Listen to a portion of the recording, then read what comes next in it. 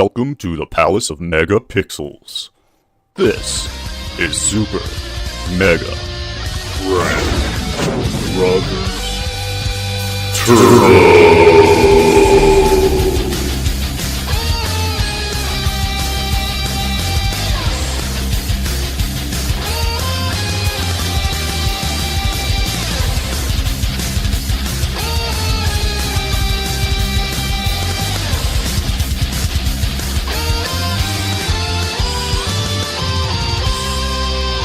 Hello everyone and welcome to Super Mega Crash Brothers Turbo. I'm your host Stephen White and with me is, as always, Todd Stark. Hello. It is 2018 and we are back on the game beat, as it were, trying to come to you with gaming news of all kinds. But you know what? There's not been a lot of gaming news. There's zero. And with the CES show going on right now, you figure there'd be something. Yeah.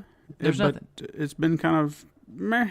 It's kind of like the weather. There's been a little bit, but it's just, it feels small. You know, it's peanuts. Very small. Yeah. But despite that, how was your break? You know, not very eventful. I mean, there was Christmas right in there somewhere. Mm-hmm. There's New Year's. Mm-hmm. There's football games, and I did a lot of gaming. Played a lot of games. Yeah. Well, why don't you tell me, what have you been playing, Todd? I have actually been playing a lot of the PlayLink games.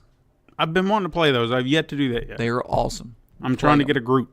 I don't even have a group, just two people. Me and my little girl play them. Okay. We play Knowledge is Power. If you had Knowledge is Power with at least 4 or more players, that game would be the shit. Like, I was reading about it, and I'm thinking that there is way more stuff that happens with the more people you have. Yeah. Like, they add in little things. Mm-hmm. But for the most part, it's like 12 questions. You have these power-ups that you can, like, freeze up the answer, so you have to crack all the ice before you can select it. So it gives you an edge. You can answer it that much quicker than whoever you know. They can also attack you. You can gloop them, where you have to wipe the answers off. There's bombs, where if you accidentally hit the bomb, they're floating around on things, you're trying to collect it. It blows up, kind of hinders you from answering. Mm-hmm. Then there's, in between everything, there is, I think it's called linking, where you have to drag the answers that fit the answer on the bottom. Like one of them was link the actor to the movie. Yeah. So you drag it down, you know. You have like 12 of them. Mm-hmm. Then there is, I guess, what's that other one? What is it? Sorting. Yeah, that's it. You sort it. You have like hooves or paws, and they show an animal. You have to pick which one it has, and you have to do it real quick. You know? It's kind of cool. And then you have the pyramid of knowledge at the end, and you have to race to the top. If your score is higher than, like I said, we've just been playing with 2 people. Right. So she always starts at the bottom if she's behind, and I jump up however many stairs I have, considering whatever my score is, you know. Mm. And then you race up, and each step has a power up. But it's pretty cool. It's really fun. We played, what's that other one? Hidden Agenda. That's really cool. We played together. We haven't played against each other yet, so I don't know really what the Hidden Agenda aspect is, like the versus part. Yeah. But the cooperative is really cool.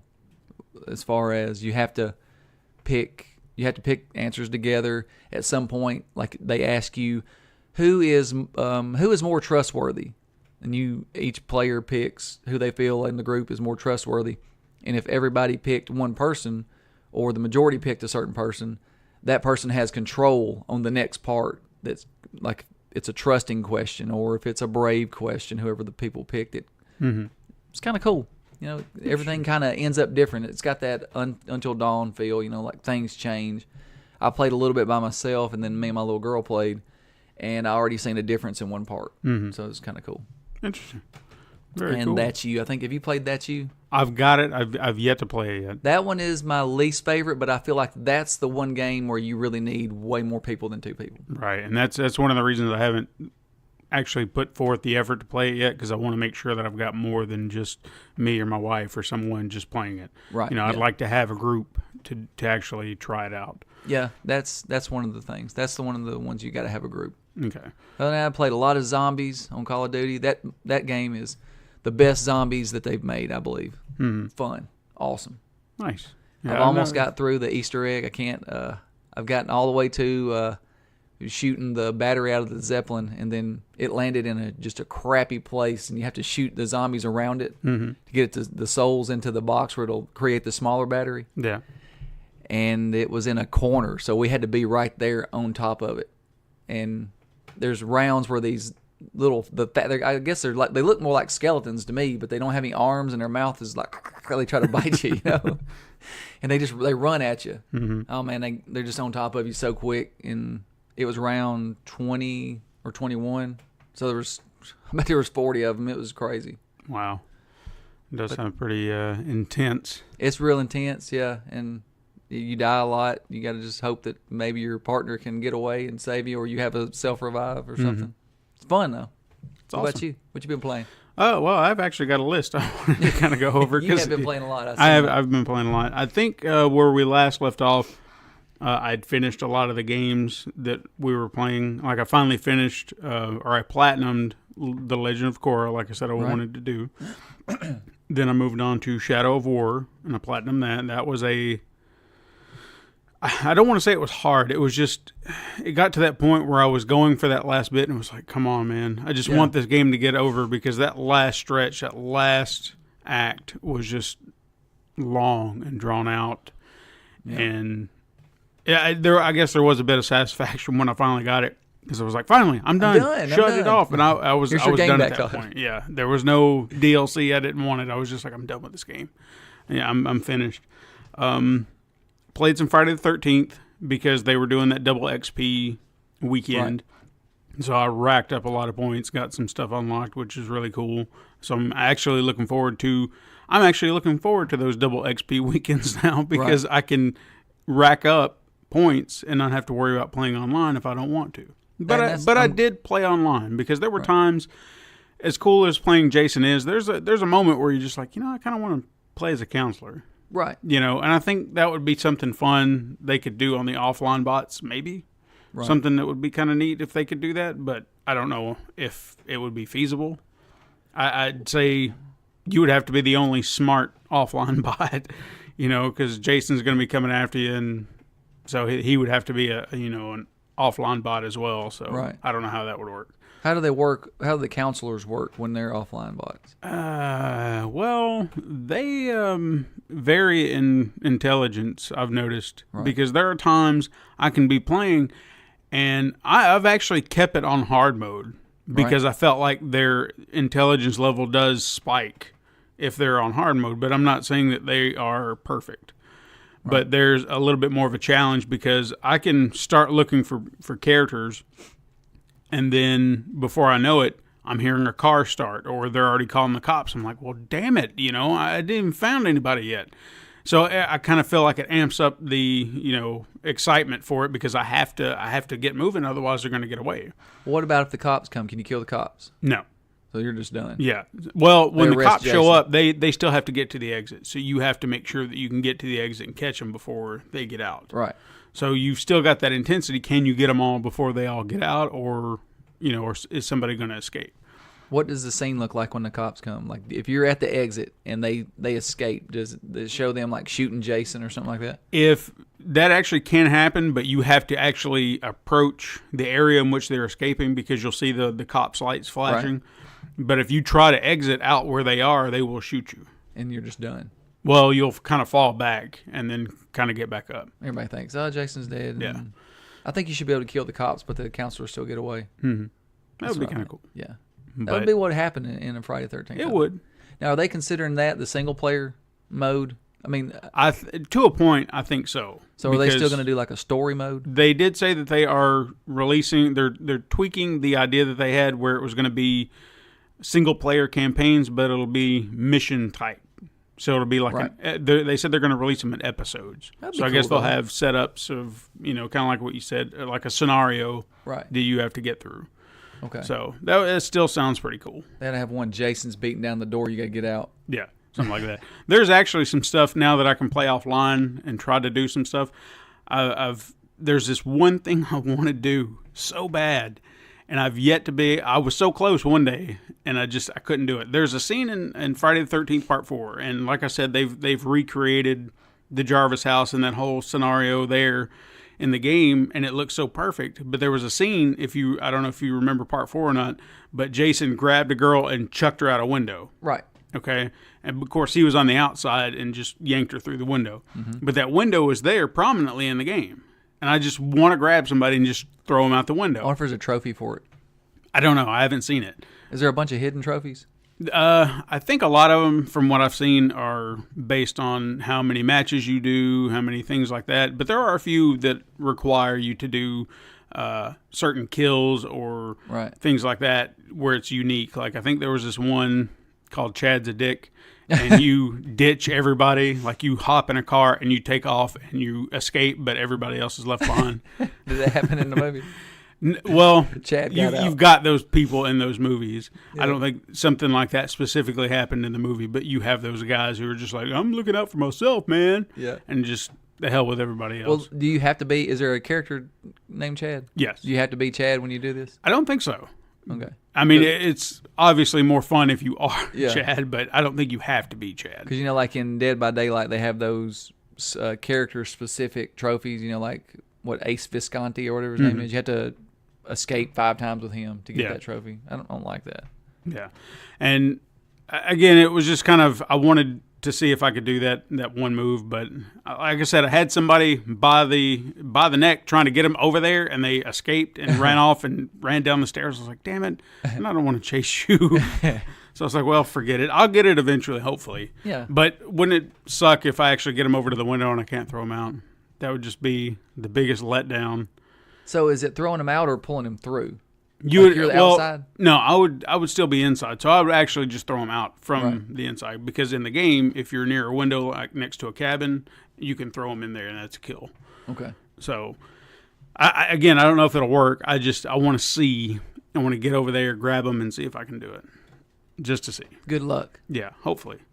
Outside of that, I did play a little Dead by Daylight. Yeah. I actually worked up my Leatherface character. I don't know why I was focused on him, but I got him built up. I think he's up to level 10 now. I almost watched that movie last night. Which one? Leatherface. Just the original? Oh, the new one, Leatherface. Yeah. I couldn't watch it because you told me just... I'm sorry, man. I'm giving you a heads up. I know, I appreciate I will probably check it out at some point, but I'm not paying for it. If it's on cable or something like that, I might just pass it by and see how it looks. Yeah. But I've heard so many bad things, so I'm just not eager. How do you mess that up? I've been wondering that since Texas Chainsaw Massacre Part 2. There has not been a solid one since. Now, granted, Part 3 of the original films, I guess you'd call it, it's okay. It has with Dog Will Hunt. No, that was Part 2. Okay. No, that one's a classic. No, Part 3, it had some odd characters, and they changed up his family and everything, and it was just, and they had this gigantic chainsaw. It was just ridiculously long. I feel like I remember the chainsaw. And it wasn't a bad movie. It got worse. Right. Let's just put it that way, because when you get to Part 4, The Return of the Texas Chainsaw Massacre, or The Next Generation, whatever the hell it's called, with Matthew McConaughey, they just went off the rails. Yeah. Didn't he have like a knee brace with yeah. Yeah, so stupid. I was like, what? And I've even heard people try to defend that movie, and I was like, I can't do it. No, I can't. It's horrible. Because you ruin Leatherface. He turned into a transvestite, as opposed to a lethal killer. Yeah. So, and then the remake, it's got some potential here and there, because they really amped up the gore and stuff like that. And that. That's so what I think that's what kind of I kind of find appealing about them, because they really went that extra mile for them. But again, there's just things about it I can just be like, there is, but it was a step up, in my opinion, from the past, besides the original. Yeah. And then, what did they do? There was like Texas Chainsaw 3D, which I've heard a lot of people piss on it. I've seen that one, but I can't remember. I didn't watch it in 3D. I didn't either. I've heard a lot of people bash it, but when I watched it, I was like, it's all right. I didn't hate it. I didn't really despise it. So I guess that's why I'm trying to give a pass to Leatherface in a way that I will watch it at some point, because maybe people's opinions are going to be different than mine. Right. Because, I've heard people tear that one apart, and I didn't hate it. Right. There was just things about it that I was like, well, that's stupid. Like there was a scene where a cop was going down to a cellar where you knew Leatherface was at. And it was like, are you serious? And he knew all the information about this house. He knew everything about this situation, and you're still going to go down there in the dark. This is just one of those, flashlight. are you really that stupid? He didn't even have a flashlight, did he? No. It was like, it was just one of those mind-numbing, are you seriously kidding me right now? Yeah. So, I don't know. I got off topic. It's okay. Outside of Dead by Daylight, played the Stick of Truth. Yeah. Since I got that, and the Fractured But Whole. Which one? Okay, let me ask you this. Because I've not played either one of them. I have the Fractured But Whole that comes with Stick of Truth. Mm-hmm. Do I need two questions here. Okay. Do I need to play Stick of Truth? And two, which is better in your opinion?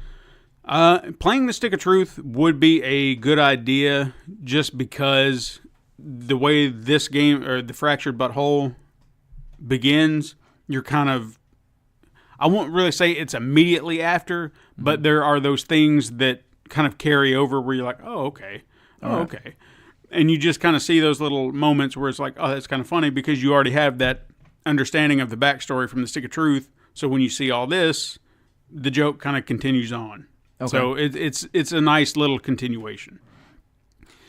Which is better? That was, I think I would almost say that was a bit of a difficult question because there were, when it comes down to story, when it comes down to humor and everything like that, the games are equal ground. They always are, even with the shows, I feel like. Yeah. It's really hard to say that this one is better than that one when it comes to stuff like that because it's all equal footing. You know, the story's great, humor's great. You're getting the same thing regardless. The way they kind of changed everything gameplay-wise, I guess if you want a more complex, more RPG-like game, the Fractured But Whole would be the way to go. Because the way they did it in the Stick of Truth, it was you, and then you had a buddy. Right. And it was just the two of you that would fight through every battle. And it was actually kind of easy. Right. If you really think about it, the way it all breaks down and you start building up your power sets and whatnot, it can be really easy. This gives you a bit more of a challenge. And I think I prefer that. Right. Because at first it was, I didn't really know how to go about it because playing one and then rolling into this whole new gameplay style, it was a little, jarring because I was like, oh, this is not how I played it before. So you got grids and everything like that. So that was just odd. Right. But now that I've been playing it, now that I know how it all works, and you have like a full team, because you can have up to 3 other players or 3 other characters with you as opposed to just the one buddy. Yeah. Then you are fighting larger groups of characters and you kind of all combine your strengths and try to play out the scenario in a different way. Because the first one you were wizards and stuff like that? Yeah. And then this one you're all their superhero characters. Yes, and there was a hilarious joke. They were if you're familiar with the show, which I've not gotten, we've actually been watching, like rewatching South Park. Yeah. So we've not gotten to this phase in their storytelling with the Coon and friends and the Freedom Pals. But there was a moment where they all kind of collided, and it's all about who's got the better franchise. So they're just arguing about, who's got the better franchise and who's all this, and Cartman just kind of went off on a tirade and he's like, oh, you guys and your DC films, go to get Zack Snyder to direct your damn movies. It's just kind of lost it. But, that's the kind of humor that was just perfect with that game, the way it's been playing out. But they even kind of opened up the world a little bit. And when I say that, the first game you kind of seem like real close to everything. Right. Whereas this, it's like they backed up the camera a little bit. Okay. And even in doing so, the layout is almost identical to the way the other game was. But since they kind of brought it back a little bit, they've added little things. So you're familiar with the town already, but then they've added other things that make you want to explore even more. So I like that aspect of it. Oh, yeah. So, I mean, from what I played from the new game, I really enjoy the way it is. There are a few additions that I don't really understand as far as side quests and stuff like that, or I could do without, but I'm still enjoying it. I haven't hated on it for any reason. Stick of Truth, how many hours are we talking about? 30 hours, give or take. Because that's if you try to do everything. Yeah. And I mean, if you're doing side quests and stuff like that, even that, They don't really take a lot of time. This one I feel like it's going to take a little bit more time because there's a lot more to it as far as side quests and things like that. And even the stuff that you're trying to find, there are times I've apparently missed stuff in areas that I've been, and then I'll go back and I'm like, well, how did I miss that last time? There it is. Okay. And then and I've not really been like digging it up or trying to find it online or anything like that for some sort of information. I've just kind of been going in and out of places again and again, just to make sure that I haven't missed anything. It's like, did I miss anything in here? No. Especially when you get like a new buddy power or something like that to help you unlock new areas and things like that. That's a good time to start re-exploring and say, did I miss anything here? Nope. Okay. And So you just need to make a checklist. Yeah. Outside of that, and by the way, I'm not going to platinum those two. I've already decided I'm not even going to try. I tried Uncanny Valley since it was free. I felt like there's something good there, but I guess I just don't have the patience for it. Right. Because I'm not sure what it is. They didn't really kind of give you any kind of indication to what the game is. And I'm assuming it's a horror game of some kind. That's what it's supposed to be, yeah. Survival horror. I don't know what's going on. And I just kept walking from place to place and place to place, and nothing was happening. Nobody's there, right? No. And you met, your buddy, or he's like a security guard? Yeah. And gave you a ride. And you're a security guard, too, and you're starting your shift. He works like days, you work nights. Right. And the way it was just moving at such a slow pace, I was like, I don't know what I'm doing here. There's nothing going on. I'm just walking from this building to that building, going up elevators, and this is boring. Right. And I played it for an hour, and I was like, I just can't do this. So I shut it off. So, I'm not keen on that. Maybe next week, Perhaps. Like, hey, this game, I want to take back what I said. If somebody can give me a reason to continue on, to really push through it, and maybe that's what I need to find. I need to find a reviewer or something that says, hey, just try it a little longer. I'd say with them giving it away for free like that, they don't usually pick a crappy game. I know. They threw that one in there like unannounced. I didn't expect. I think in maybe the UK it was a different game. Yeah. I don't know. Yeah, so I don't know. Well, I might go back to it at some point. Right now, I'm not feeling it. Right. The last game I played, and I don't want to talk about this too much, but I felt like it's worth talking about right now. I got to get my hands on a prototype of Terror Rhythm, which is the new game from Evil Co. Games, the ones that made Star Story. Okay, all right. And for me, it's a rhythm game. It's a rhythm fighter where you kind of follow the beat. Okay. What's interesting about it, at least the way they're making it, is there are really no, in normal rhythm games you have a cue, like when to hit the button or what button to hit. This, it almost seems like it's intuitive. Like you have to listen to the music and just follow the beat and tap based on that. So it's almost like a rhythm game not holding your hand. Right. Okay. And for me, there was a moment where I felt like I needed that. I needed to have something telling me what to hit to keep fighting. And I kept losing and losing and losing. I was like, man, is this game broken? Is it me? And that's what I always went back to, is like, is it me? Because I don't want to trash their game if it's just I can't follow the beat. Well, it's a prototype, right? Right. So this could possibly be something they're adding in later. Yeah. So I was very hesitant to be critical of it in that way.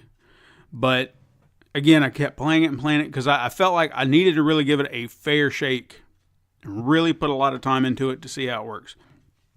I put it on easy mode to see if that would kind of change things, and it did. And I actually got through 2 levels on easy. But when I'd go back, even when I started figuring out the rhythms, even on normal mode, I never could make it. And I don't know what I'm doing wrong. Right. So it was frustrating. But at the same time, I really understand what they're doing. Like you said, I'm not going to hold your hand. Listen to the music. Let the music help you play. How is the music in it? The music, yeah, you'll follow it because it's got really it's got a beat to it. So you just sit there and you're tapping your foot, and then your hands just following along with it. So you can follow it. But there are times that you get enemies on you, and you're starting to try and focus on them, and I think you kind of lose focus from the beat. And once that happens, it just kind of goes south pretty quick. Right. So, but again, I don't know if that's intentional or not. Because depending on the enemies that are around you, if you're really focused on everything that's going on, it's easy saying that, Right. because you can say, all right, I've got 2 here, I got 2 here. And they even have like a bar, like if you're pressing down, the level in which you can kind of jump to the enemy to go punch them kind of expands. Right. So you have this wide berth of space that you can go and go punch this guy and then come back and punch this guy. So you follow the beat in that way. And I really feel like that's what they're trying to do. Right. Is that you just have to listen to the music and push forward and say, I know what I'm doing here. Punch, punch, kick, back, forth. And you just flow with it. Right. So I really dig the idea. But again, maybe I'm just not rhythmically inclined enough to do it right. So when I even told them about it, because I had to kind of give them a bit of a, feedback on what I thought, I was really trying to say, I like it. I don't know if it's me or your game. Right. Because I really see what you're doing here, but at the same time, I just couldn't do it sometimes. So I don't know. Right. So I was trying to have a middle ground here to say, this is what I found. Look into it maybe. But if you don't feel like anything's broken, then it's me. I have no shame in it. With putting like a prompt, you quit listening to the music. You just start paying attention to the prompt, and they might be trying to make the music like a character in the game. Yeah. So and that would be awesome too. Yeah. And they even had like a metronome option where you could hear like the ticks to follow the beat. But Right. I felt like at that point you lose all focus on the music. All you hear Right. is tick.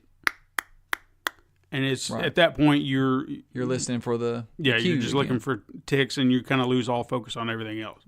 So I don't know. I feel like it has a lot of promise. Yeah. And I can't wait to see where they go when it actually gets released full.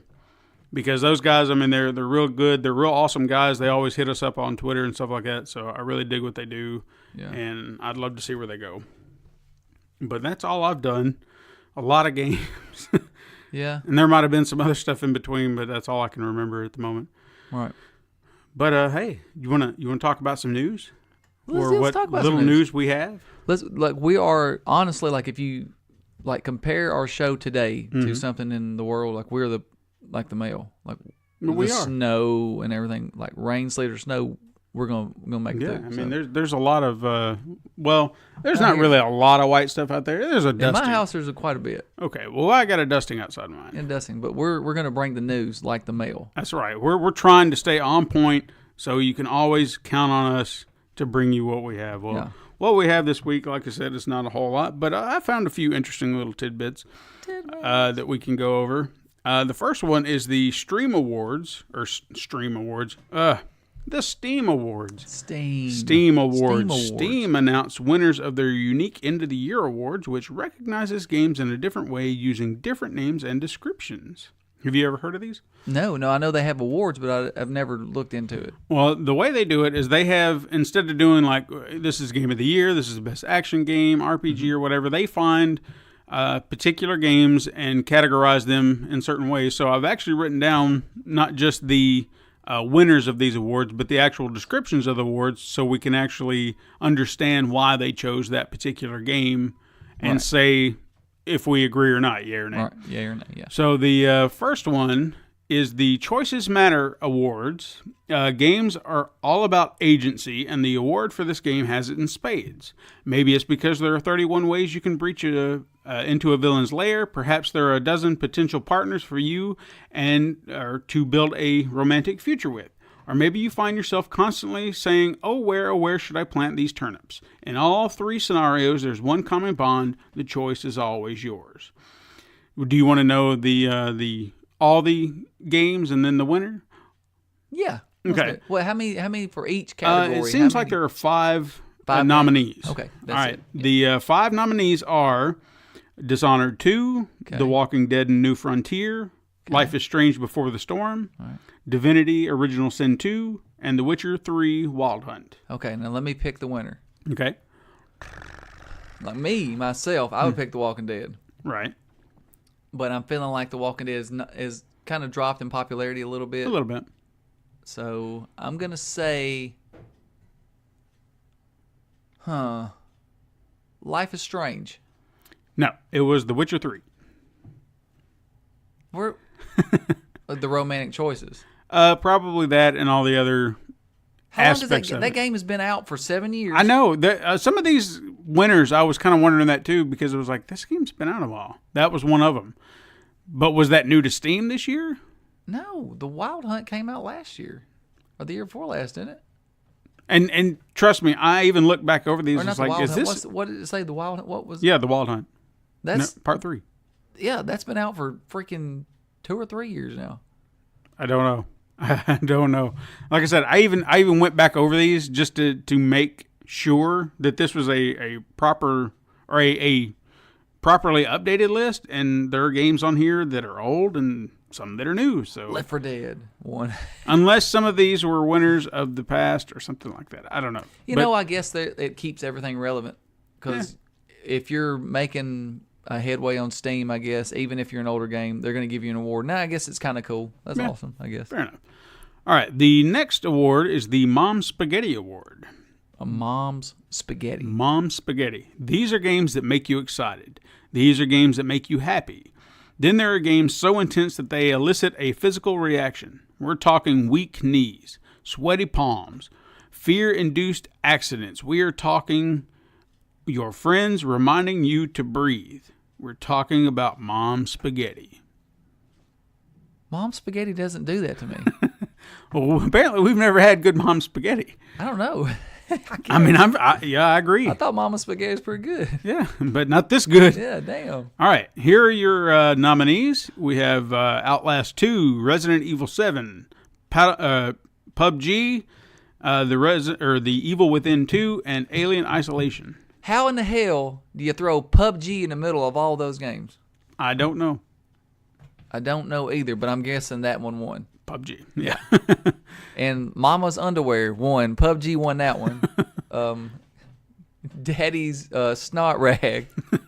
PUBG. PUBG. I'm guarantee you, if PUBG's on there, it won the award. If it's in any category besides. I think there were. Well, I have to go back down the list. I think that was the only one it was in, though. Really? So we'll see. Surprised. All right, the next one is the Labor of Love Award. This game is one that's been out for a while. Kind of like what we were Witcher talking 3. about. Yeah. The team is well past the first unveiling of their creative baby, but they're being the good parents that they are. The devs continue to nurture and support their creation. This game, to this day, is still getting new content after all these years. So you have Team Fortress 2, Okay. Warframe, Titan Quest Anniversary Edition, Path of Exile, and Crusader Kings 2. Warframe. Warframe is correct. They have been. Have you ever played that game? I have not, but I've heard You of should it. play it. It's good. I Okay. got into it. It was, it being one of the first games on PlayStation 4. I played it. Played it with John, actually. Oh, yeah? Yeah. And it was pretty cool. Nice. Okay, the next one is the Suspension of Disbelief Award. Let's be honest, games can have some pretty ridiculous elements in them.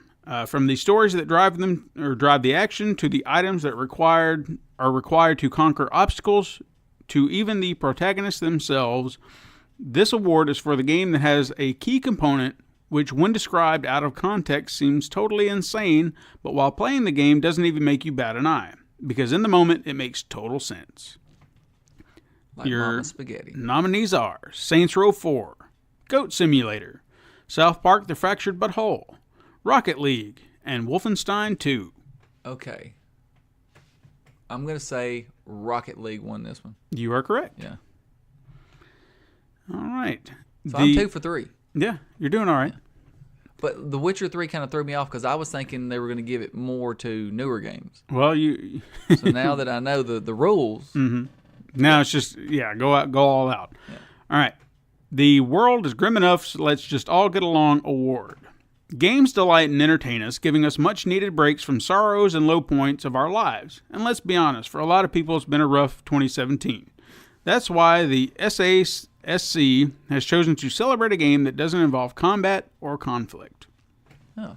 Your nominees are Stardew Valley, Cities Skylines, Slime Rancher, Abzu, and To the Moon. Oh, City Skylines.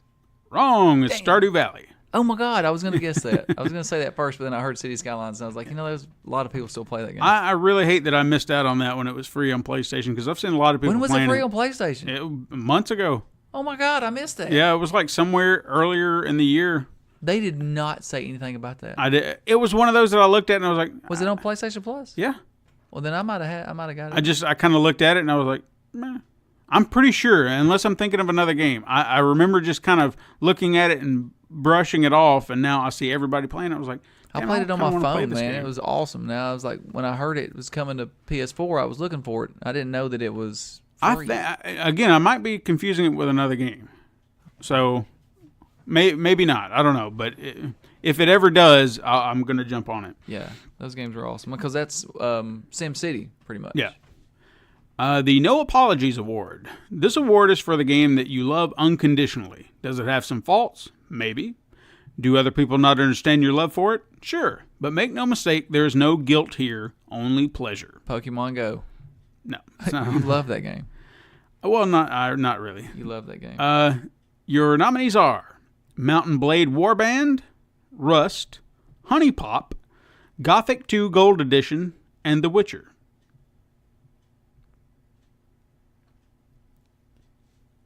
The Witcher. Yeah. Does it make any sense? No, I don't know. Not at all. Okay. Defies Description Award. This game is like, well, actually, it's more similar to picture a combination of, you know what, I really can't describe it. Just play it. That's the description for That's it? the description. I thought you were saying it. No. Your nominees are Doki Doki Literature Club, Antichamber, Pony Island, The Stanley Parable, or Gary's Mod.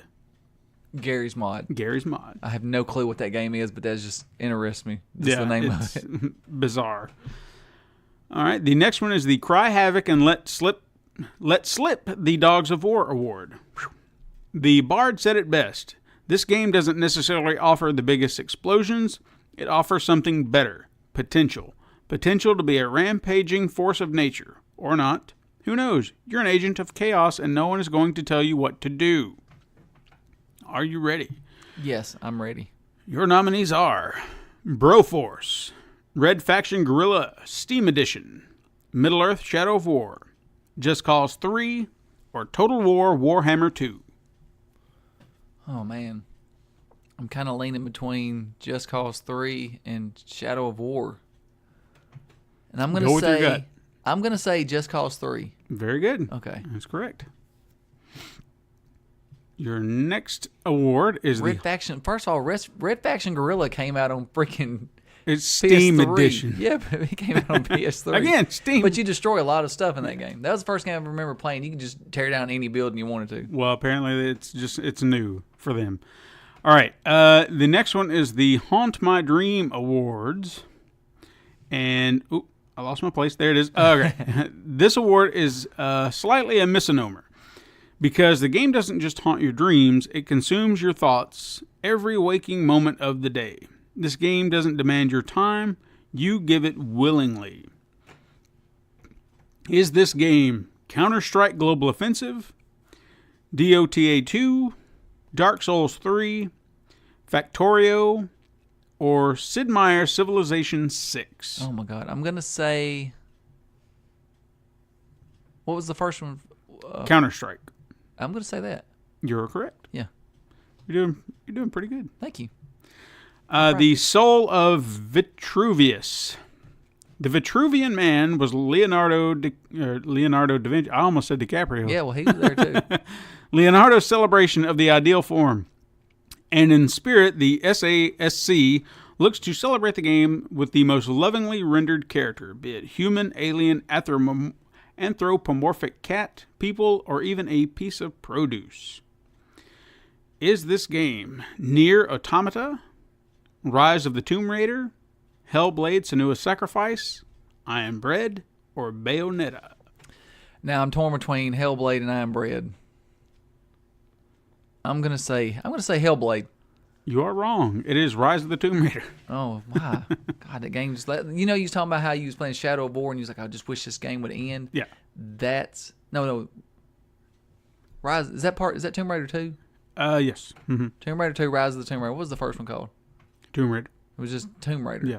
Okay, maybe I'm thinking the definitive edition, which one I had, But that was a game that I got to the point, I was like, oh, this is surely the end. Yeah. Oh, no, here's another 2 hours. Just end, damn it. I Yeah. want you to end right now. Then the damn helicopter came in, and I was like, stop.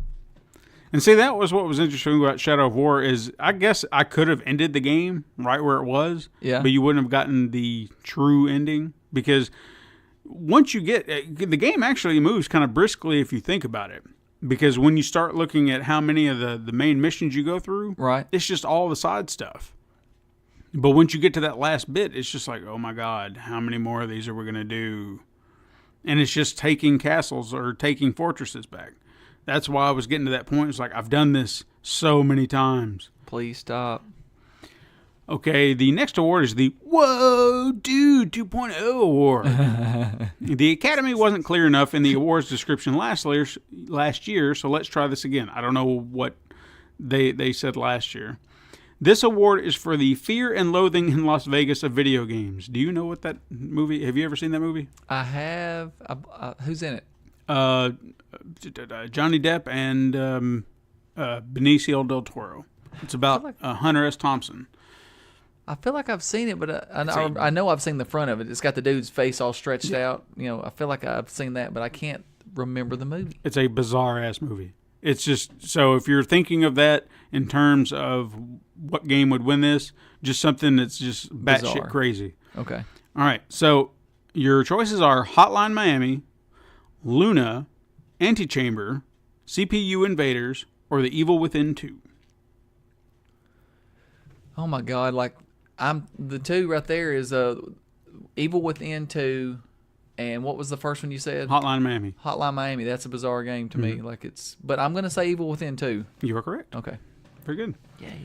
Now this one I feel like is pretty straightforward, and I bet you could figure this one out. There are very few things that can enhance a game better than the music. The right song can set the tone for every aspect of gameplay, from simple exploration to climactic boss fights. This award, the Best Soundtrack Award, is for the soundtrack that captured the essence of the game so perfectly that it effortlessly immersed players into the game world.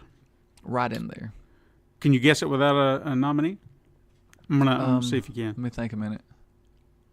Well, with it being so, not new or old, it's just not... This is a new game. This game came out this year. This year. Mm-hmm. Have I played it? I don't know if you did. I know you've seen me play it. I've watched you play it? Mm-hmm. Gonna watch you play Friday the 13th. Mm-hmm. But it's not that. Injustice? I actually played it at your house. You actually played it at my Cuphead. Yeah. That is true. That was a great soundtrack. It was. The other nominees were Nier Automata, Crypt of the Necrodancer, Undertale, and Transistor. I still want to play Undertale. Is Undertale on PS4? Yes, it is. Okay, It's one of those it was on sale during the holidays, and I was so close to buying it, and I was like, yay. I mean, speaking of that, they had an awesome sale for the last... I mean, it's still going on today, is it? Yeah. Not the last week, I think. Last week. It stops Monday. Mm-hmm. So, yeah, it's been solid. That's where I got South Park. And the last one is the Even Better Than I Expected award. We've all been there. You get super excited for a game, pre-order it, and you anxiously await it for download. Then you finally play it. How do you feel now? If the answer is elated beyond words because even I, a conductor aboard the hype train, was blown away with how good this thing was, then you have found the perfect candidate for this award. Is this game Assassin's Creed Origins, No. Cuphead, Call of Duty World War II, Hollow Knight, or Sonic Mania? For me... Ignore the dog. Don't worry about that. There's a werewolf outside. For me, it would be Hellblade. But it's not even on there. No. So I'm going to have to say Cuphead. You are correct. Yeah. Cuphead got 2 of the awards. Woo! Yeah. And that was all the awards. But no, I think Cuphead deserved So I missed 2. You did? Well, no, you missed. Did I miss 3? No, I missed 2. I'll give you double points for at least guessing Cuphead. Yeah. Without nominees. Yay. All right. Well, now we're done with the awards. So now we're going to get into some real news, if you want to call it that. Well, that was real news. Yeah, it was. I I agree. No, that was fun. I like doing that. We're going to have to do that more often. We'll turn it into a game. Yeah. All right. Can I win a prize, though? We will see. If we can come up with a good prize for you, then yes. I mean, I like Japanese candy. Okay. Kanji. Kanji? I eat kanji, mama. All right. Next news I have is a well-known YouTuber by the name of Jim Sterling actually went after EA in a recent video because, we got to go back to EA. It's news time again. Yeah. They are attacking their recent proposal for unfair matchmaking to raise player engagement and monetization, something that was a huge controversy with Battlefront 2. He voiced his opinions with the company or about the company in the past, like their microtransactions policy or microtransactions only policy that they decided they were going to approach video games with. We even reported last year that EA had stated they were going to continue to follow that money trail as long as it's viable. Unfortunately, this mindset destroyed Visceral Studios and the hope of seeing their long-developed Star Wars game. Dude, I saw a video about that. It made me so angry to see the progress that they had made and the game that they were making. That is the one that Amy Hennig was working on, right? She left Naughty Dog, not only because I guess they had a conflict, possibly difference in opinion on Uncharted 3 or whatever, but I think she felt like she could come and lend a hand in that game and her storytelling, and I hate that it's not going to come out either. The video that I watched, and I really can't remember what it was exactly, but it was essentially breaking down the understanding of what went on there, that she was brought in because she was a storyteller, because she, had the intricate workings, and a lot of people said it was like Star Wars meets Uncharted in a way, but I won't really say it in that regard. Where's the problem with that, though? Yeah, no, I agree. But then they were saying that as they were developing this awesome game and kept showing it to EA and stuff like that, somewhere down the line they were just like, nah, players don't want that. They want this. They want just pew, pew, pew, and that's it. And they're wrong. Nothing more. So they probably couldn't microtransaction the hell out of it. Probably. So they just essentially started breaking up the team and said, hey, have your team go over here and start working on this other game, and then the rest of you can do that. But then they were starting to get behind because there was no way they could finish the game with the team they had. So as they were falling farther and farther behind, all it did was give EA an excuse. It was like, well, you're falling behind. You can't do it. So they did that on purpose. Oh, yeah. The suits. Suits don't know what they're talking about. No. Now, as divisive as loot boxes can be, we've argued when done correctly, it's not a big deal. Well, you said, even you brought up the Shadow of War, man. It got a big deal, but I remember when we were talking about it, when it first came out, there just seemed to be this huge uproar about loot boxes in the game, but I never felt like it was a necessity in the game for me. I did use them. I didn't pay any real money, but there would just be times I was like, you know what? I need a strong orc. What level am I? Okay, I'll just get this cheap little loot crate for however much money that I have in my pocket. And yeah, but you're talking about your pocket in the game. Yeah, I never spent a dime on that game, like real money on that game.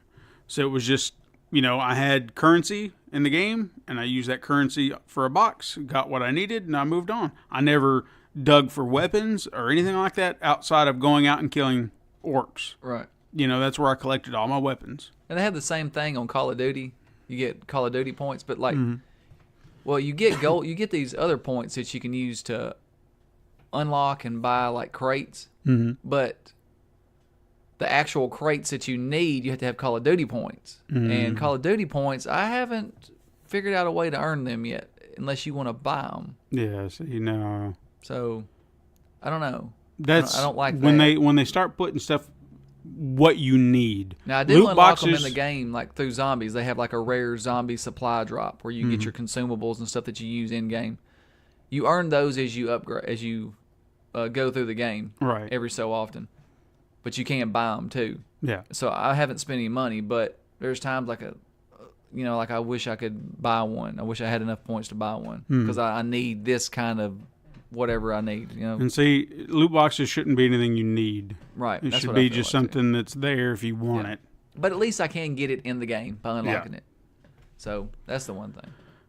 Anyway, Sterling is accusing EA directly of pay to win, explaining how buffs in PvP matches are locked behind paywalls and all they have to do is buy their way to victory. Yeah, he calls EA a manipulative powerhouse and even attacks Activision, saying not the only company set to God, I'm having such trouble here. Are hard. You know what?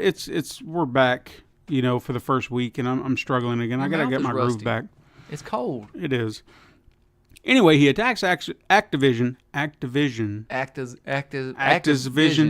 saying it's not only the company set to set to exploit its players base going forward. EA's love for dynamic difficulty and plans for unfair PvP matchmaking sheds yet more light on what the AAA industry has planned for us. Sterling does have proof to support these accusations. This comes from a report titled The Dynamic Difficulty Adjustment for Maximized Engagement in Digital Gaming. This report was headed by many different EA figureheads and details how players are given a false sense of achievement and building up a fake bond between player and buff. The only way this will end is when people stop buying the game. You have to speak with your wallet. Yeah. And the more people complain about it, but they still go out and buy the games. Yeah. Buying the games is fine. Don't buy the microtransaction. Mm-hmm. Because that's what we want. We want games, but we don't want to have to but if the game keep is working money out for But a if game. the game is still locked behind these microtransactions, don't buy the game, I would say. I'm not going to buy Battlefront 2. At this point, I'm just at that point where I don't care. Right. I do not want to play that game. I say we just don't buy anything EA. Yeah, that would probably help a lot. I can't believe that one game that's coming out, what is it called? Get Out? No. A Way Out? Mm-hmm. It's a single-player game. I mean, a single kind of a straight, like linear story, it seems like. Mm-hmm. You play that couch co-op. What are there going to be microtransactions in that game? And if there's not, why did they let that game come out? Because it sounds like they're not going to do that nowadays. Well, maybe they had just a little extra money left over that they could allow that one to pass. I think that they put a line. They said, okay, anything not done past this date, we're going to cut it because we want microtransactions. Like that one just slid on through. Yeah. What I am kind of hoping, though, even with all this chaos that's going on with EA, I really hope Disney at some point will take the Star Wars franchise somewhere else. Find a company that will handle it properly and say, will you just handle this, please?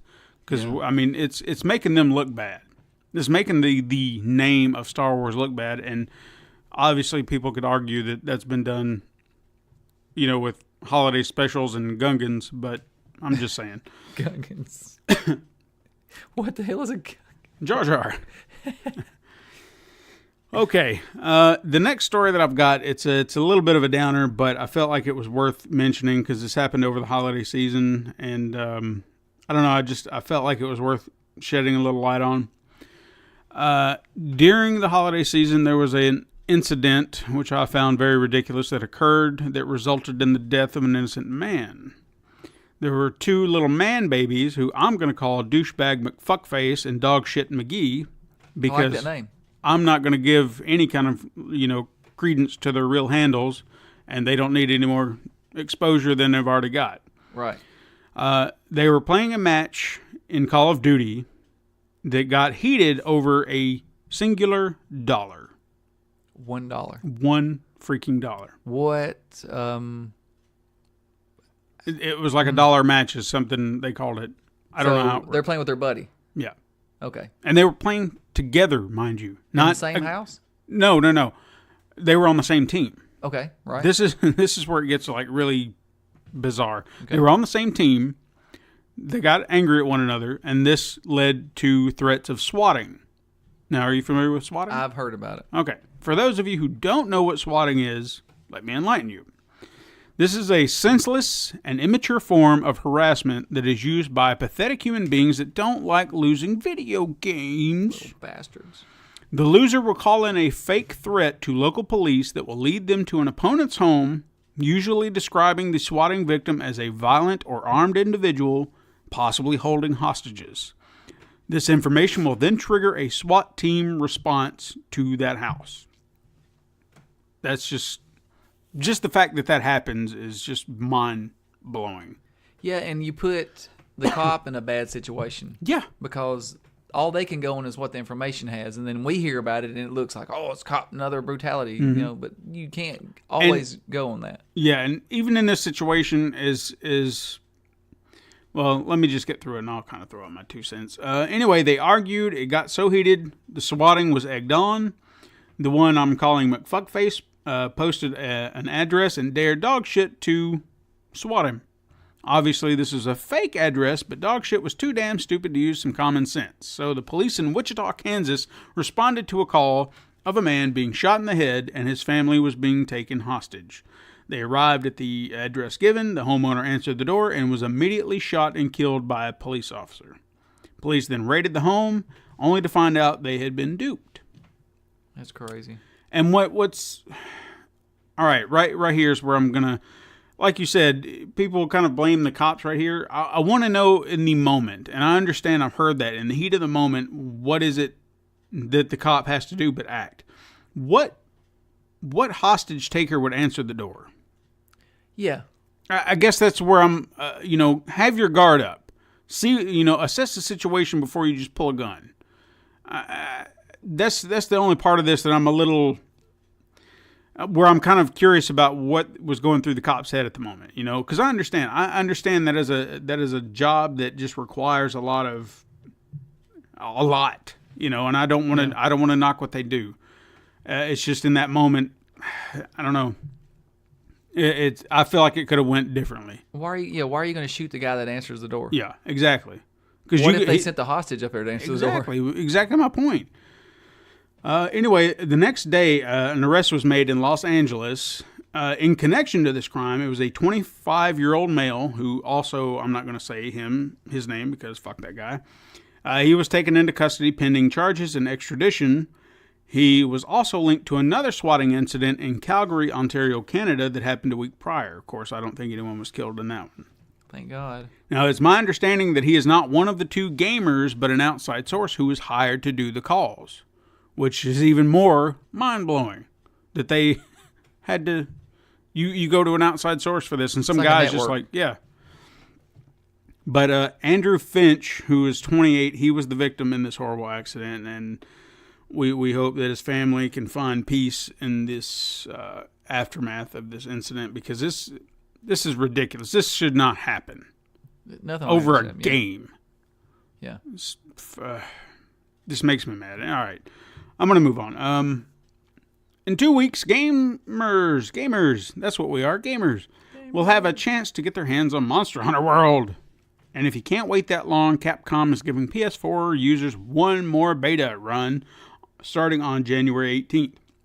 If you have been one of the few who have missed out on the last 2 betas, you will have a chance to experience the 3 hunts previously released, plus a brand new hunt featuring a brand new monster called the Nergigante.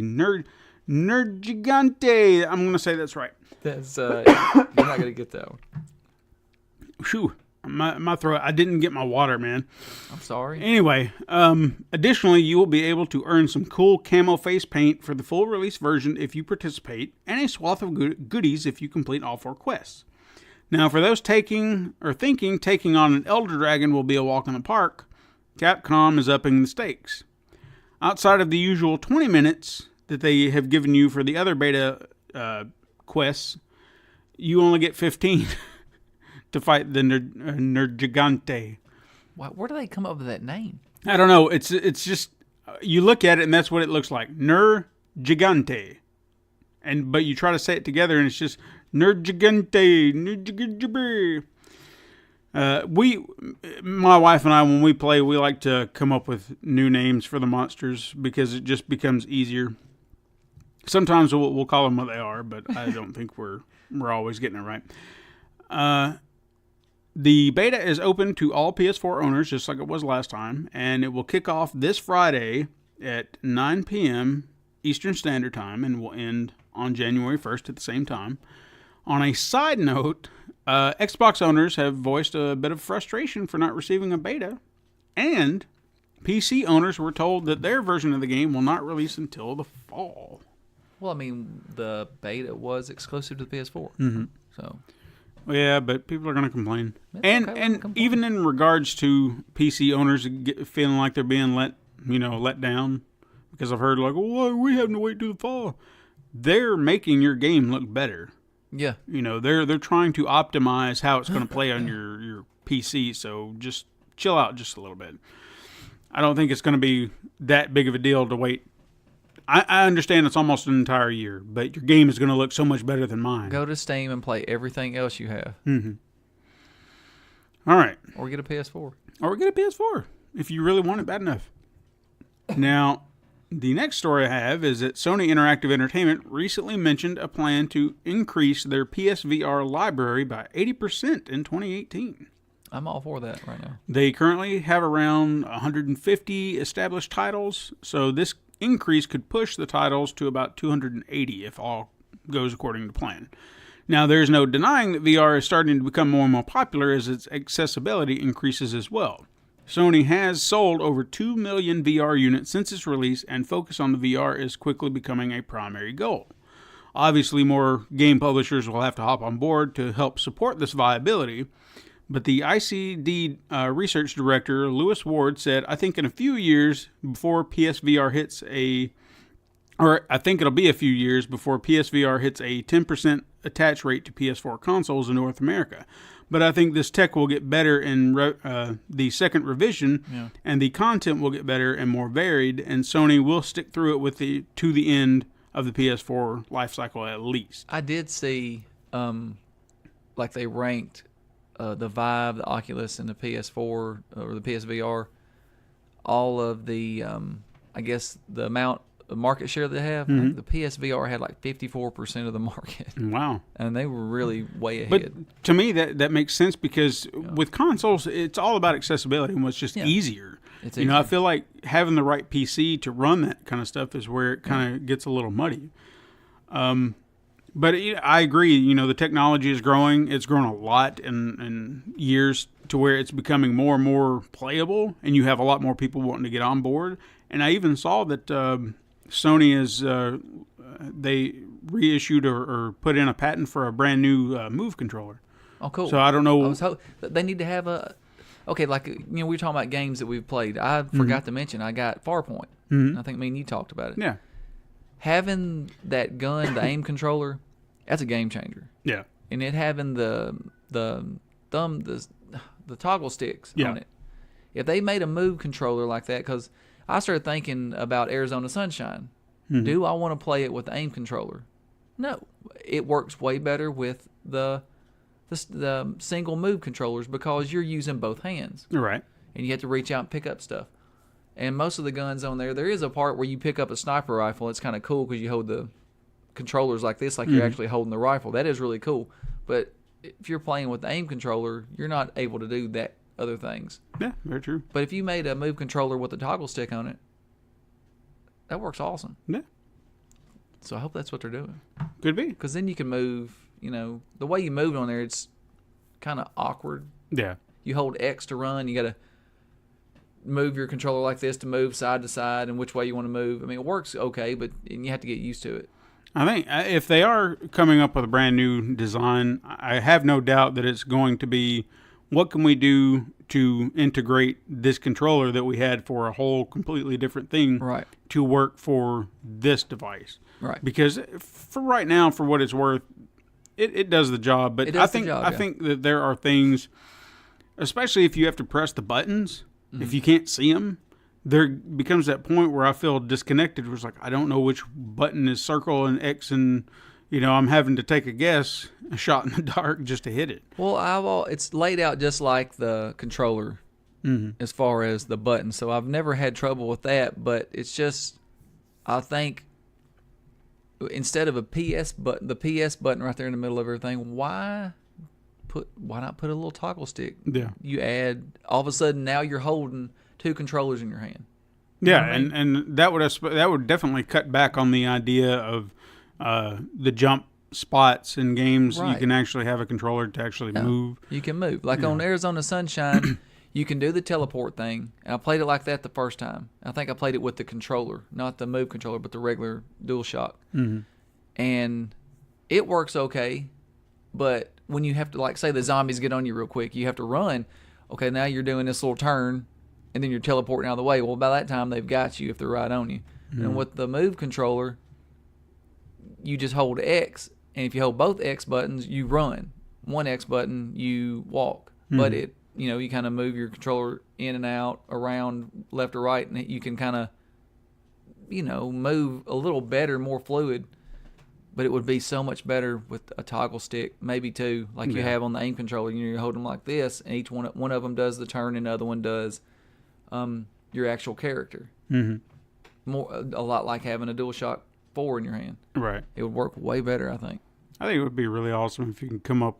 Granted, this seems like a very large, crazy contraption just to do this, but I think it would be kind of neat if you could find some way to have some sort of treadmill under your feet. They've got those. So you can just kind of walk, and your brain would just be like, hey, I'm actually walking.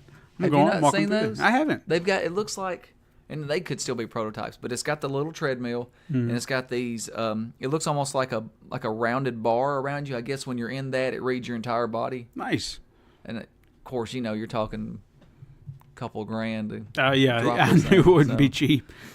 But while we're on the subject of peripherals, the Microsoft Kinect has officially announced the end of its production of the adapter, which allowed players to use their Kinect on their newer Xbox One variants. Microsoft released a statement saying after careful, you actually said peripheral. I did, peripheral. but I couldn't say careful. You can't say careful. After careful consideration, we decided to stop manufacturing the Xbox Kinect adapter to focus attention on launching newer, high fan-requested gaming accessories across the Xbox One and Windows 10. I don't think this is much of a surprise since Microsoft revealed back in October that it was no longer producing the Kinect. So, I think they placed too much emphasis on the Kinect and everything at the beginning, where Sony did the right thing. They're like, hey, here's a camera. See what you can do with it. We'll make some things. They kind of made it like a stripped down version of Kinect. Like, hey, control your stuff with it. And then people started realizing, with that Playroom thing and live from, live on PlayStation, they were doing like freaking talk. I just remember at the beginning of that, people were doing talk shows on there. It was awesome to watch. They had call-ins and everything else. It was great. But I think they took the right approach with that. Like a cheaper camera that works nearly as good, and don't really, make everything have to work around it. That's where they made a mistake with Kinect. Yeah. I think. Mistake. Did I say mistake? You may have. I didn't catch it. Words are hard today. They are. We're tired, and we're getting back into it. It's New Year. Yeah. So we've got to get refreshed again. Today. Huh? I'm not even wearing underwear today. Well, thanks for sharing. Yeah. I wanted to know that. All right. Well, that was all of our regular news. So guess what time it is now? Since I've been guessing everything today, I'm going to say weird news. It is weird news time. So I found 3 bits of weird news. 3? Yeah. That's 3. a record. It is. Because I guess there was nothing else going on, so everybody got weird. Things just had to get really, really weird. People coming from these shithole countries. Yeah, boy. Okay, so a very fantastic way to kick off weird news of the new year. There was a 20-year-old florist. Oh, my God. Yeah, I'm telling you, man. There was a 20-year-old Florida student, and I don't know if I'm going to say her name right, but I'm going to try. Say a florist, really, when you said it the first time. A student from Florida. Maybe that's what I should have said. Okay. By the name of, now, again, if I screw this up, I'm sorry. Nurul Mahabeen Hassan. You did good. Okay. Stay careful. This young lady has fallen in love and is looking to get married.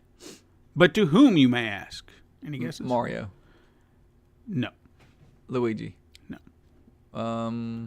Jar Jar. No. Trust me, I could give you 100 guesses and I guarantee you will never give get me this. A hint. You're kind of in the right era of games. The Pitfall guy. He's hot. No. Okay. And let me just say, it's not a whom, but a what. Oh, God. The Yeah. donkey. Donkey Kong. This mentally unhinged person plans to marry. You don't know her. I don't know her, but she sounds just messed up in the head. Do you know what she's going to marry? An ice cream cone. Tetris. How? Yeah. She wants that long straight stick. Okay. She became obsessed playing Tetris for hours on end, her room packed with Tetris-themed objects and Tetraminos. According to this report, she even sleeps with a Tetris cartridge and has described having a physical relationship with her Tetris stuff. I bet that cartridge doesn't work anymore. I doubt it. It's slimy. I don't want to know the details, but she says she thinks Tetris is so beautiful. It's about perfection. It stimulates your mind. Physically, I get that feeling that people get in relationships when you know they are the right one. And is she hot? No. Oh, I don't. Like it'd I be don't really think weird if she was just incredibly hot and she didn't want to have nothing to do with anybody but Tetris. But they did say that this is not her first encounter or relationship with an inanimate object. She broke up with Donkey Kong. No, she broke up with the calculator. God. Now, apparently, there are people out there who have objectophilia. It's a form of sexuality focused on a particular inanimate object. I've never heard of this before. Most of it's like women like usually this penis. Well, yeah, Guys, this vagina most of the time. But I guess she's just taking it to a whole new Tetris level. Somebody walked in and said, "If you love it so much, won't you marry it?" And she said, is. Okay, I will. Can you imagine? Now, I don't want to get too crass or anything, but imagine a night in, and her and her Tetraminos are going to have some. Yeah. Is that the music playing in the background?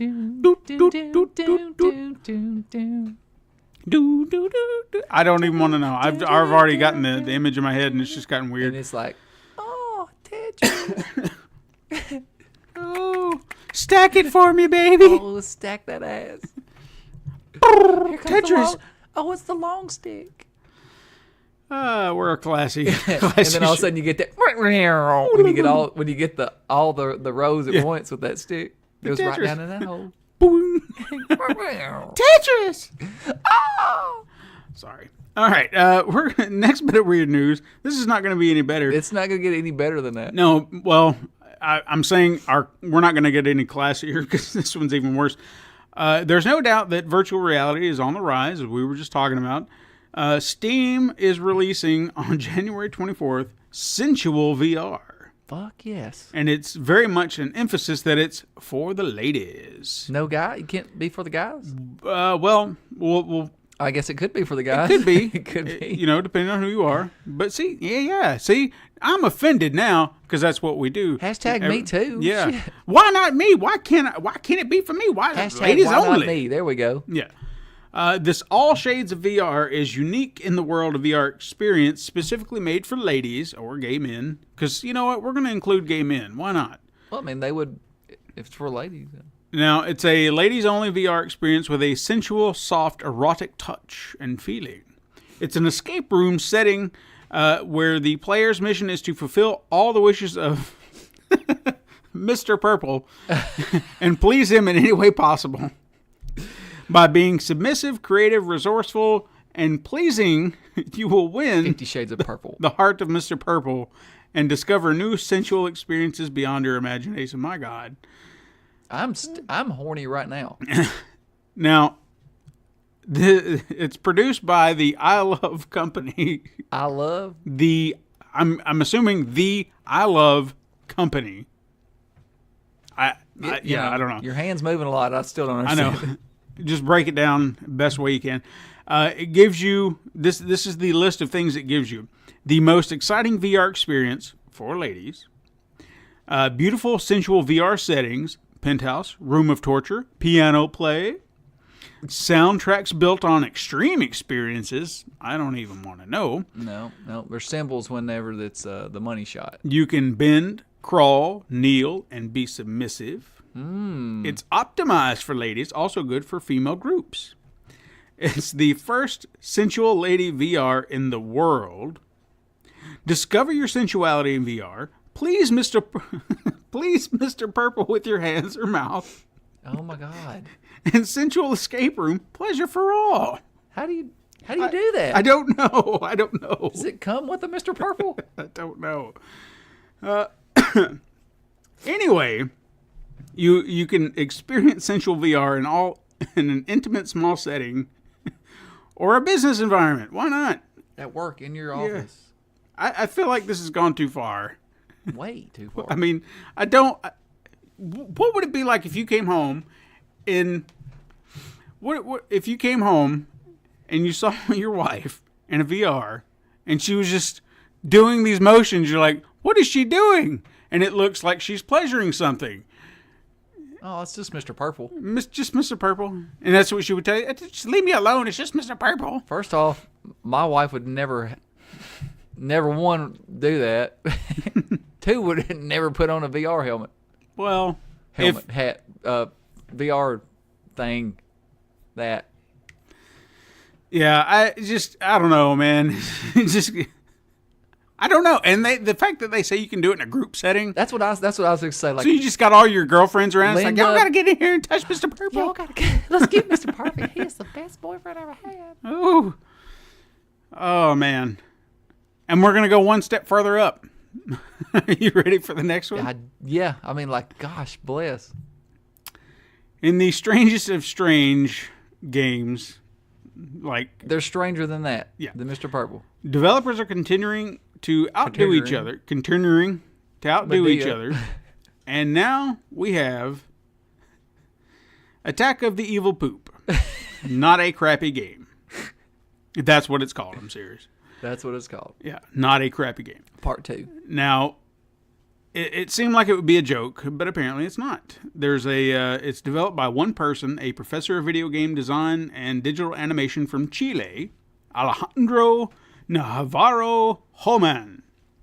I hope I said his name right.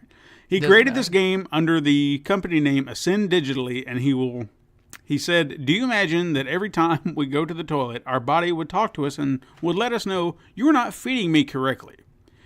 Well, in fact, it does, but we don't listen. From now on, diplomacy, patience, and sympathy are gone. Your body's on strike, and it won't be the only one who will continue talking to you. You will have to deal directly with its subordinates. So the main goal is to survive many of the various attacks from these little disgusting enemies before they finish all your toilet paper rolls and before your girlfriend enters the toilet and discovers your dark secret. You're pooping. Why are you pooping? With an environment almost completely destructible, a store severed by a little mouse who will supply you with items, with weapons, in exchange for golden corns and a meal menu which your next enemy will depend on. There was more weird news than there was real news. Yeah, I don't know. I want to play this game. Attack of the Evil Poop, coming soon. On Steam? Somewhere, I'm sure. Jesus. Well, let's see. I had that's all of our weird news. I've got there wasn't really many release dates, but I had a few. Oh my God. And that's another thing too. I didn't get my notes set up like I normally do, so I'm winging it digitally today. I think this is the time of the year when, the beginning of January, not a lot comes out, and like towards the end. Yeah. It hasn't really been, like, I always check it, GameStop and Walmart when I go in there. Not a lot of change this week. No. I didn't really see a lot. Well, here's our very small release date list. Now, a game that just came out, and I'm going to bring it up since, obviously we weren't on last week, but on January 11th, The Escapist 2 wound up on the Nintendo Switch. Now, on January 16th, Street Fighter V Arcade Edition will hit PS4 and PC. Digimon Story, Cyber Sleuth, Hacker's Memory will be on PS4 and PS Vita on January 19th. And Kirby Battle will also be out on January 19th for the Nintendo 3DS. And that is all the release dates we have. So there's not a lot. But guess what? Very soon there will be more games coming. We were talking about... Are you... Go ahead. I'm sorry. I'm going to wait and see what you say here. Well, no. I mean, just all games. I mean, that was it. I was done with my thought. You were fine. No. I want to keep going with what you got going on. Like next, what's next? Nothing. We're done. Yeah, we're done. Then this is a perfect time to talk about this. Okay, go ahead. It's not really. This is kind of like we were talking about earlier, like a 2018 release dates. Mm-hmm. This is just strictly Sony. Okay. And I looked through this list. Granted, one or two might not come out, but like just looking through this list of exclusives, it takes a minute. Do you want me to read them? Yes. Since we don't have a lot in our release dates, why not Yeah, I thought we'd give people something to look forward to for 2018? We would look at what's to come. What's to come? Have you heard anything about the God of War release date? I keep hearing March. That's what I've seen too, and that's usually around when they come out. But I feel like they should have said something by now. Well, they said they were getting ready to do it soon. I don't think it's CES. They said the release date will be announced soon. Gotcha. That's what they said. Okay, here we go with the list. I got, oh my God, like I'm gonna have your problem here. Oh Sentinels, Aegis Rim. Okay. Okay. Ashen's Rift. Okay. Boundless.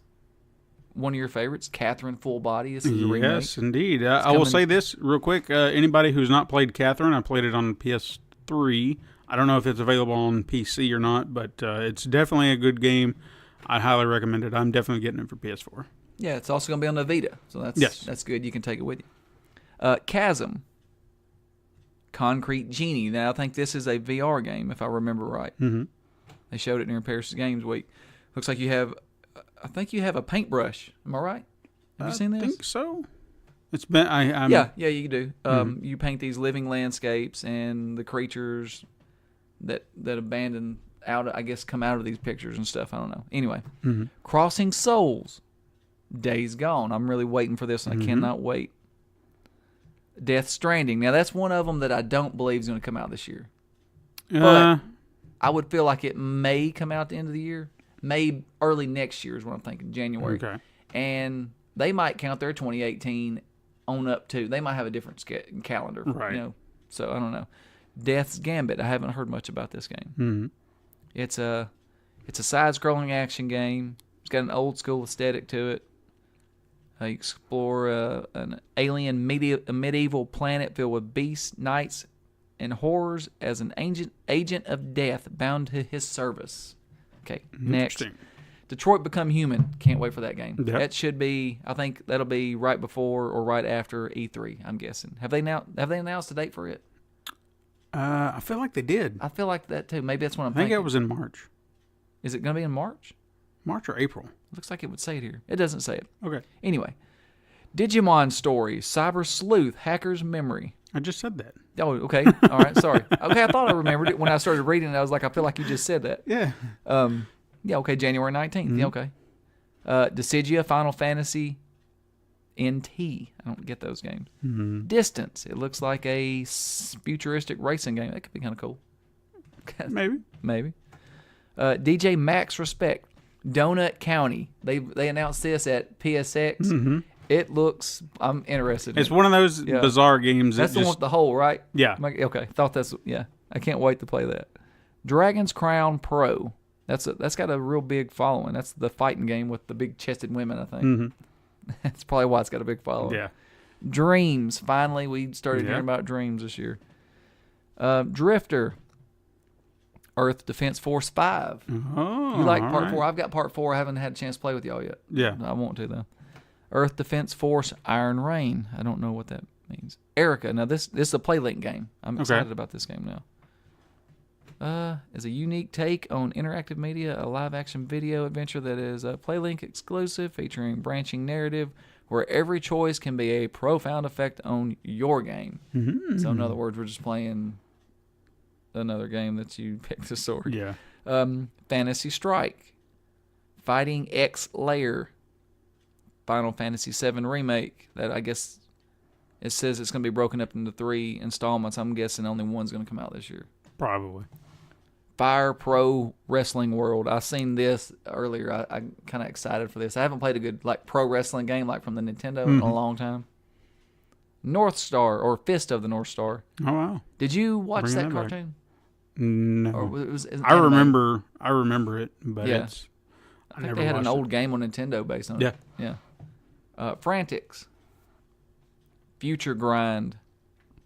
Ghost of Shuma. I think we're both excited for that game. That's Sucker Punch's game. God of War. Grand Blue Fantasy Project Relink. Grey Dawn. It's a first-person horror game with adventure elements. Guacamelee 2. What is it? What'd you say about that? No, I was just repeating. With adventure elements. Yeah, with adventure. And and an Unreal Universe. Guacamelee 2. Yes. Both excited for that. I can't wait for that. Guns of Icarus Alliance. Have you ever played any of those games? I think there's another one. I haven't. I feel like I've heard Guns of Icarus before. Our World's Elite. Looks like a shooter. A run and gun, lone wolf mission kind of game, I guess. Yeah. Home Free. Iconoclast. Now, Left Alive. This is the one we looked at earlier. It looks like if you looked at it and you didn't have a name on it, you would say it's some kind of Metal Gear game. The artwork looks just like from Metal Gear. And apparently, people that left the team that was behind Metal Gear have made this game. So I'm kind of intrigued by that. Little Witch Academia, Chamber of Time. That is a bootleg Harry Potter in the Chamber of Secrets. I don't know, really. No, it's an anime of some sort. Oh, have you seen that? I've not watched it. I've just seen it around. Yeah. Lost Soul Aside. Manifold Garden. Medieval remake. I don't know, did you ever play the first movie? I never did, but it did kind of caught my eye just when they were talking about it. Yeah. And one of my favorites, MLB The Show 18 with my boy Aaron Judge on the front. Nino Cooney 2. You're excited about this game. What? Revenant Kingdom. Yeah. Patapon 2. I know. Oh, it's remastered. I thought it was a new game, but I didn't pay attention to remastered. I never played any of the Patapons. No. I know they've got a cult following for them. It's gonna be on PS4. I don't see anything about the Vita. I guess it's already on the Vita. If it's because I think that they all came to that. Project Phoenix, Remothered. Now that looks. It looks pretty creepy when you look at the thing. It's like an old lady, and it kind of reminds me of Resident Evil 7, where the old lady in the thing, in the wheelchair. Savant Ascent. Shenmue 3. I don't know if it's going to be out this year. Yeah. We'll see. Secret of Mana. That's the remake of, and that's, I'm kind of excited for that game too. I think that's going to be on Vita also, right? I think so. Yeah. 7 Deadly Sins, Knights of Britannia. Another anime. Yeah. Shadow of the Colossus. That comes out February 6th, I think was right. Like a week after Monster Hunter. It's like, man, everybody's going to be playing Monster Hunter. Yeah, and then everybody's going to be fighting monsters. Well, that's one of those games, man. Like, I think they put it out and they're like, that people will buy this game. Oh, yeah. I'll definitely have it. So, Skytorn, Spelunky 2, Spider-Man. I do think that will be out this year. The 25th Ward, the Silver Case. The Forest. I'm excited for this game. It looks like a way better version of 7 Days to Die. I think I've seen that on. I think I've seen somebody play that on PC on Twitch. Yep, I think it's out. Yeah. Yep. Does look interesting. The Gardens Between. The Hong Kong Massacre. The Impatient. The Impatient comes out January 23rd. I think. Now, this one I don't think is going to be out this year. Possibly, maybe early next year. The Last of Us 2. Yeah. If it's out this year, I'll be... I think E3 will be the big deciding factor for a lot of these games, whether or not they'll be out. Yeah, that's how I kind of feel. Persistence. The Persistence, I'm sorry. The Swords of Ditto. The Witch and the 100 Knight 2. Have you played that? The Witch and the 100 Knight. Oh, well, isn't it? I thought it was The Witch in the 100-Year War. I can't remember the name of the first one. Don't know. Let's see. No, it doesn't say. Vane. Ways of Redemption. Wild. I'm kind of excited for that game. That game kind of looks pretty cool. I've seen it quite a bit, but they kind of went quiet on it. Without Memory. Yakuza 6. That comes out pretty soon, I think. Yakuza Kiwami 2. Zone of the Enders, The Second Runner, Mars. And that is it. That is a long list. Now, how many of those games would you say that you were probably excited for? I don't know, but Yakuza 6 has a big following, and they say that these games, like it might be Kiwami, I can't remember. It's really good. A lot of them I don't know. Wild, I'm excited for. Last of Us 2. What was the other one? Spider-Man, of course. Days Gone. Death Stranding. I'm real just intrigued by that game. And the Left Alive, The Impatience. Not all of them. Hong Kong Massacre kind of piqued my interest there. I didn't know it was anything about it. The All right. Forest. Well, I guess the big question is, out of all those games, which one are you most excited for? Pick one. Only one. Now this is just considering that I don't think The Last of Us 2 is coming out this year. Okay. Days Gone. Okay. Fair enough. Next would be God of War. All right. Yeah. I counted. about you? I was trying to keep track of all the games you were telling me that were coming out. I'd say out of that list, I think I counted about 17 that I'm looking forward to. But Yeah. the most excited I would be for one of the games or any of them is I'm gonna have to say Spider-Man. Oh yeah, definitely. So that's the one I want my hands on. Yeah, that's a big list though. Yeah, that's pretty good. I really think that if Xbox would really focus on exclusives like that, it would be a different story for them. Mm-hmm. But let's be honest, the next generation, they're going to do that Yeah, because they've already said they're going to start buying their exclusives. I hate when they say that. yeah.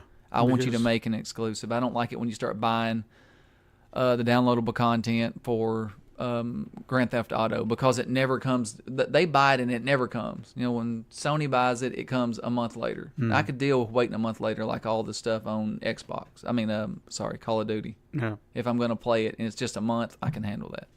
fair enough. All right, well, that is our show, man. Yeah, it was a good show. It's good to be back. It's good to be back. We just need to get our footing again, or at least I need to get my mojo back because I was just like all over the map. No. And I was I like it. I stuttering like and this. I stumbling like this and Stephen White all when he's that. all over the map and he's stuttering. I don't. I try to do my best, and it's just like gabber, gabber, gabber, gabber, and that's all that like comes out of that. my mouth. It's sexy. Well, you thank change your hair? Huh? You change your hair? No, man. I changed my hair. Yeah, you did. It's cut a it little off. shorter. Yeah. I feel like a new man. Well, I good. feel like Diana Ross. And all right, Wait a minute. No. no, More. turn the beat around. No, I don't know. Sinead O'Connor really more. Well, then you're pushing it, man. You're not bald. No, but it's shorter. Okay. Well, anyway, we would like to thank all of our listeners for listening across the web, whether it be on Podbean, iTunes, YouTube, Google Play Music, wherever you listen. We like to hear from you. You can also follow our Facebook page, join our community page, talk video games with fellow gamers, give us topics to discuss, and much, much more if you would just do so. Engage us in conversation. Please. You can also go to patreon.com/pencil and paper productions to help support the show. $5 or more will give you early access to content to all of our shows before they release. Boy, oh boy. And it's going to be another busy year, I think.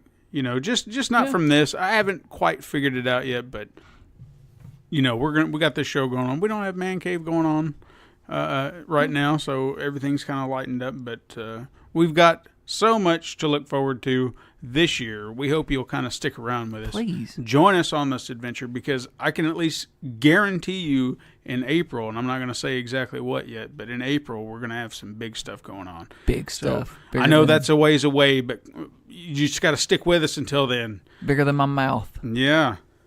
But anyway, guys, thank you so much for listening. I'm Stephen White. I'm Todd Stark. Join us again next time, but until then, game on.